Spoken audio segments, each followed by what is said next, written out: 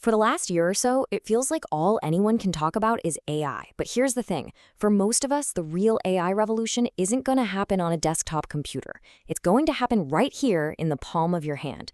So let's get into it, because the race to build the first truly killer AI phone just got a whole lot more interesting. And it's setting the stage for a massive showdown. And hey, you don't have to take my word for it. The Wall Street Journal put it pretty bluntly. This quote right here just perfectly captures the whole conflict. We're not just talking about another phone launch. We might be looking at a major shift in the tech world, where the company that's been on top for so long might actually be falling behind. So how on earth did we get here? Well, it really started with Apple. Their big Apple Intelligence reveal was supposed to be the moment, the moment they brought AI to everyone. At least that was the promise. But what we got instead was a series of delays and features that, frankly, just felt underwhelming.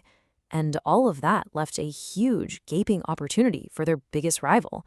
And that brings us to the new AI race. Because Google saw that opening, and they didn't just walk through it. They sprinted. Their new Pixel 10 isn't just a minor update with a better camera. No, this is a total, top-to-bottom overhaul.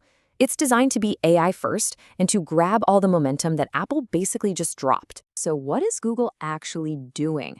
Honestly, it almost feels like they sat down, watched Apple's slick presentation from last year, all the things Apple said they were going to do, and then they just went out and actually built it. Let's take a look at their playbook. So here's the core difference. Apple promised an AI assistant that could work with your apps. What Google delivered is something called Magic Queue. This thing can sift through your calendar, your Gmail, all your stuff, to find information and offer help before you even ask. So, say a friend texts you about dinner plans, Magic Queue just finds the reservation in your calendar and pops it up for you. The key thing to understand here is that it's a passive service, and that completely changes how you use your phone. And it doesn't stop there. The Pixel 10 is absolutely packed with these AI tools. There are visual overlays, where you can literally point your camera at a pile of tools and ask the AI which one of these fits a half-inch bolt. Gemini Live can now detect your tone of voice if you sound excited or worried, and it'll actually adapt its answers. It's all about using your phone's unique context to make the AI genuinely smarter.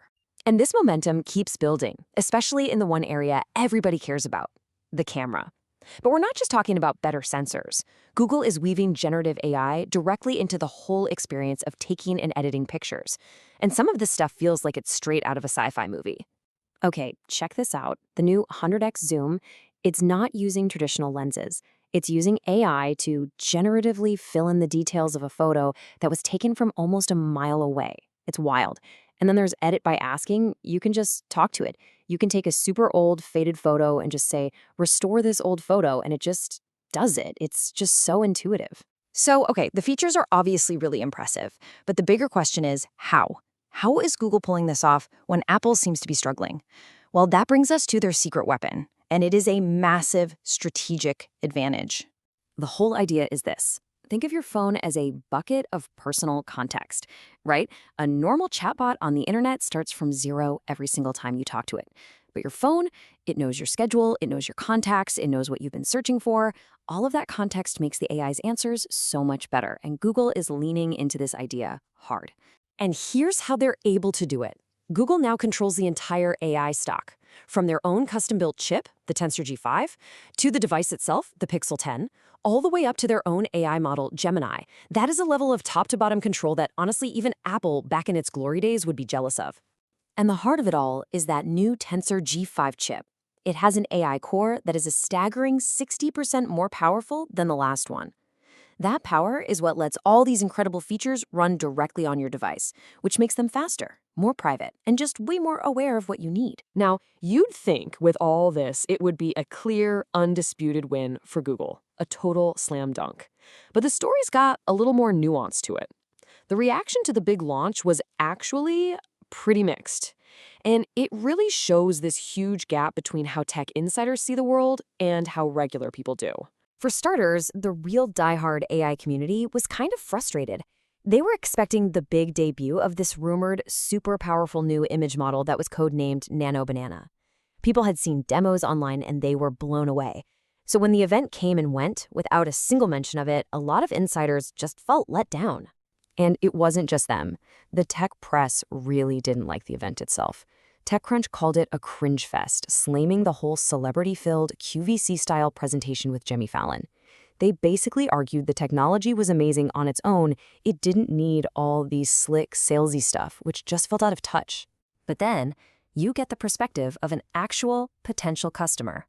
This comment from a Reddit user just sums it up perfectly.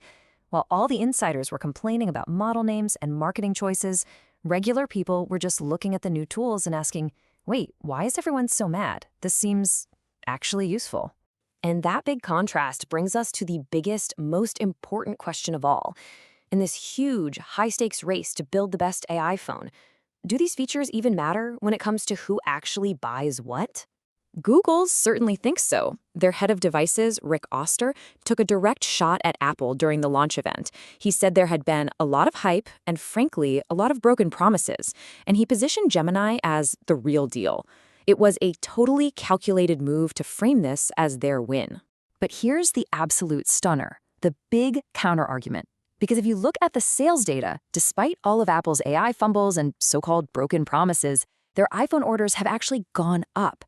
And that suggests that for a whole lot of consumers, these new AI features might not be the deciding factor at all. So who really wins this thing? If the company with the better AI isn't automatically winning more customers, what is actually going on here? Well, that leads us to the final and maybe the most important takeaway in all of this, because this is the real battlefield. For a shocking number of people, the war isn't about AI or chips or camera specs. It is about the color of your text message bubble. Brand loyalty and the social ecosystems we all live in, those are incredibly powerful forces, often way more powerful than any single new piece of technology. Which leaves us with one final thought to chew on. Google has clearly delivered on the promise of an AI phone in a way that Apple just hasn't yet. But is it enough?